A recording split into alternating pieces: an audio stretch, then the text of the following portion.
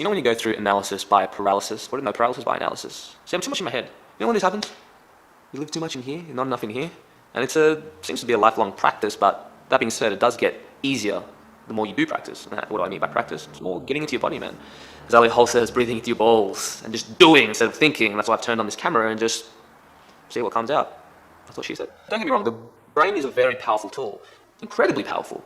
But when the mind becomes your master instead of your servant, that's when problems can occur. And this is the story of my life where I used to be so paralyzed, even just from social anxiety. And just the story that comes to mind right now is like, I remember I was in grade 1 and I was so shy that I remember I was in class and I wanted to ask the teacher to go to the toilet, right? Because I was busted.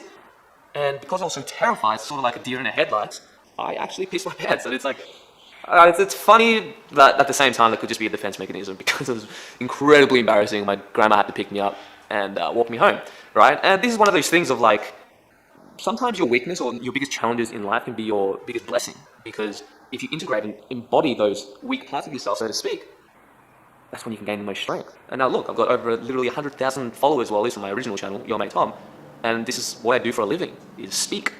You know, that's why when I think back on it, it's quite funny. And the universe has a sense of humor that way. And and the reason why I'm sharing this personal story with you guys, which I've shared before actually, is because I want you guys to know where I've actually come from. I'm not some dude who just was confident all his life. No, quite the opposite. I would say that not that it's a competition, but I think it's safe to say that I had the most intense form of social anxiety in primary school and high school.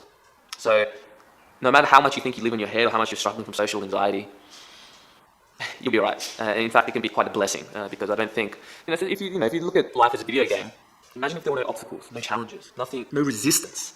It'd be pretty boring. Imagine playing Super Mario with no Goombas and Koopa Troopers and you just walk in a straight line. You don't even have to jump, there's not even any platforms, you just walk in a straight line and you save, you go in the castle, save Peach.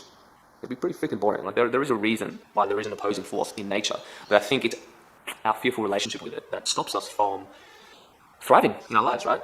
So how does this go back to social anxiety, getting out of your head and more into your heart and doing? Well, it's that. It's doing. I think Mel Robbins talked about this. She talks about how once you get an idea to do something, whether it's a creative project, a business, or walking up to a girl or whatever, you have to just do the thing before you give your mind time to talk you out of it. You know what I mean? So that's really what it's about. And that's what courage is. It's being scared but doing it anyway. And this is how it worked with this YouTube channel, right? Not this one, but Your Mate Tom anyway, is that I just talk in front of the camera. And talking in front of the camera can be quite frightening to people, and it was when I first started. If you go back, my very, very, very first video that I uploaded on YouTube, of me speaking anyway, because I actually used to make middle covers on another channel, but the first video that I ever made speaking in front of the camera was talking about my first ayahuasca experience. And I was going through sweat, cotton mouth, stuttering, and I had to do it over and over and over and over and over again. It took me hours just to make that 125-minute video, or however long it was. And that's where it kind of stems from, man. And Terence McKenna talked about this years ago, is that nature loves courage. And this is true. Actually, I want to get a quote. It kind of smells like poo in here. Actually, so funny. Anyways, Ralph Waldo Emerson said, "God will not have his work made manifest by cowards." It's a bit harsh, and especially if you are struggling with paralyzing social anxiety, but this is true.